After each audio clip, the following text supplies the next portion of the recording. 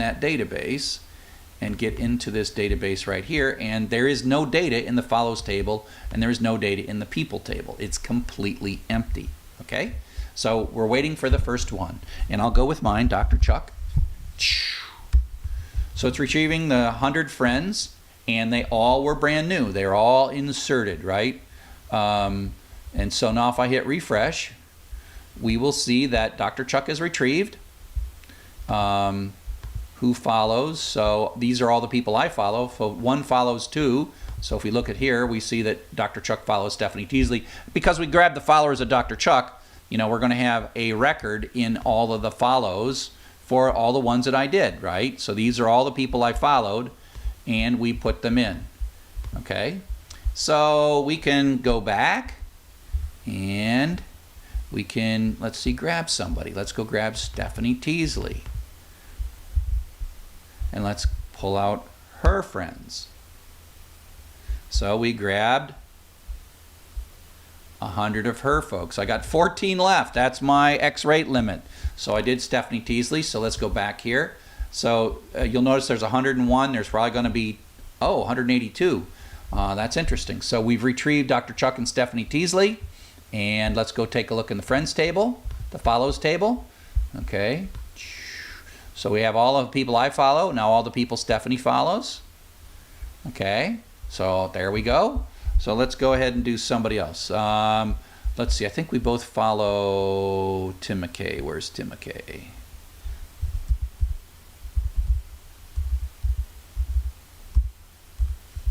Yeah, let's follow Tim McKay. Let's see who Tim follows. See if we can get like an overlap. Oh, we revisited some. Let's see if we can see this in the follows. Let's see people. So we've got Dr. Chuck retrieved and Tim McKay's somewhere down here.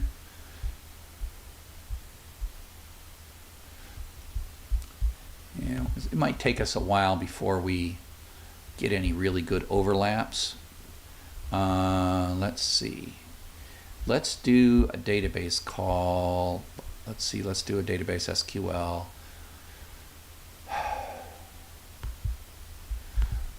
Select, count,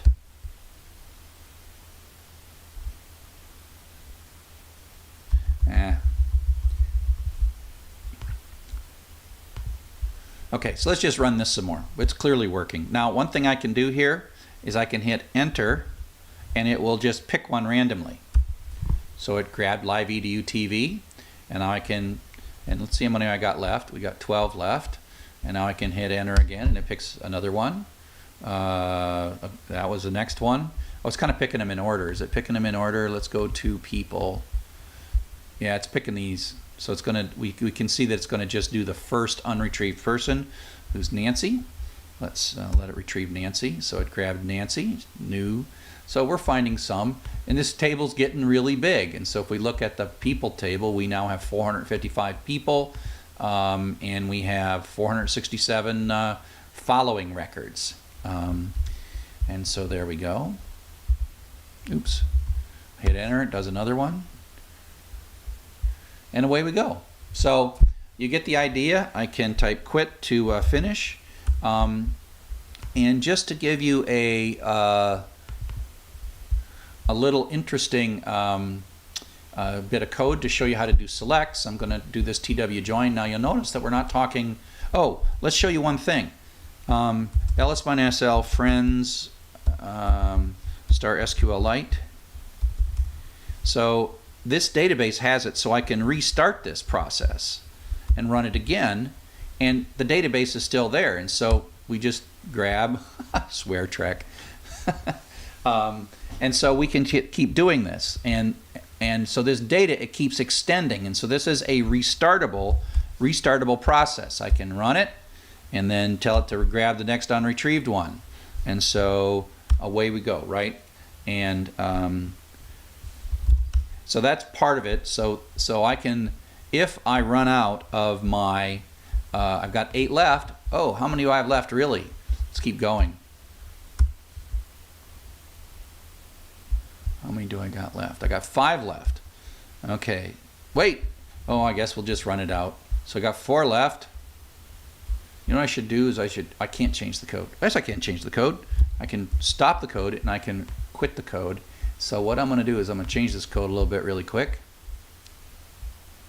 And I'm going to print the headers of rate limiting at the beginning and at the end.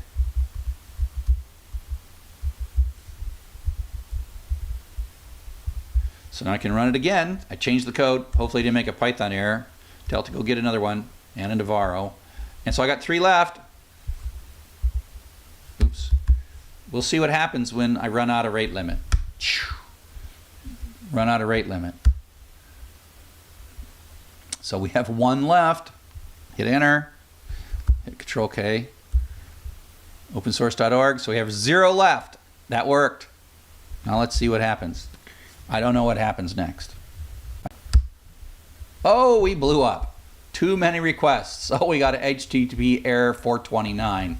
So that means that, going for Mark Cuban, that was in line 48. So the right thing to do would be in line 48. We should really put this in a try except block. Try except block, because it gives us an error.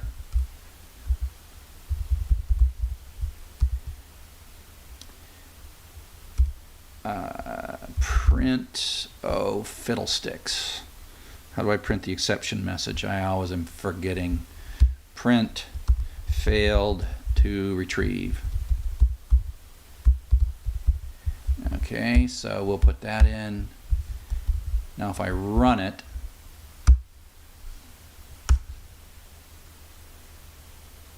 oh, and then I have to put a break here because that's not good. Break.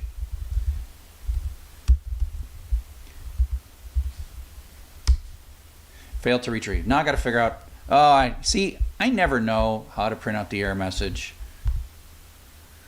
Yeah. So I have to.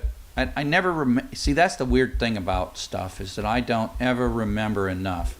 I don't remember the syntax, what I say here, to print the error message out. So I'm going to go to Google, and I'm going to say print out the exception message in Python. Print out the exception message in Python. Oh, Python 3, hello.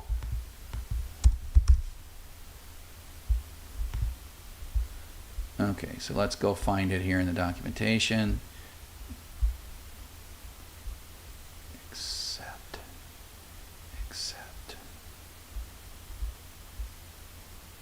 Is this it? Is this what I say?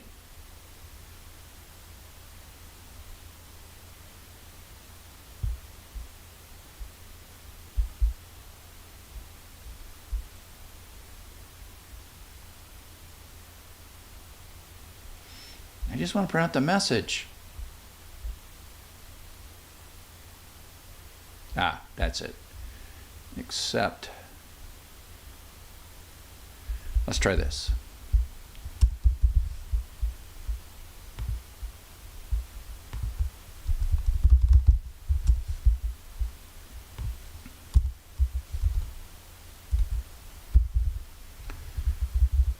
So this is part of Python programming, is like, for me at least, because I'm just not like a genius expert at this stuff. Ha! This is one thing I like about Python, is you can guess stuff, and sometimes you guess right. So there we go. We got the error, we got the nice little error message, and we see error 429, too many requests. So that cleans that up nicely.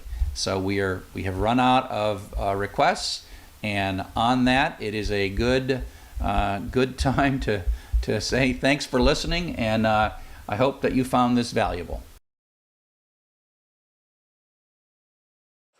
Hello, and welcome to our final chapter, Retrieving and Visualizing Data. In this chapter, we are going to basically bring this all together. Databases, web services, code, loops, logic, and we're going to solve a problem that is a multi-step data analysis. We're going to find some data on the internet, might be HTML, might be an API or whatever, and we're going to write a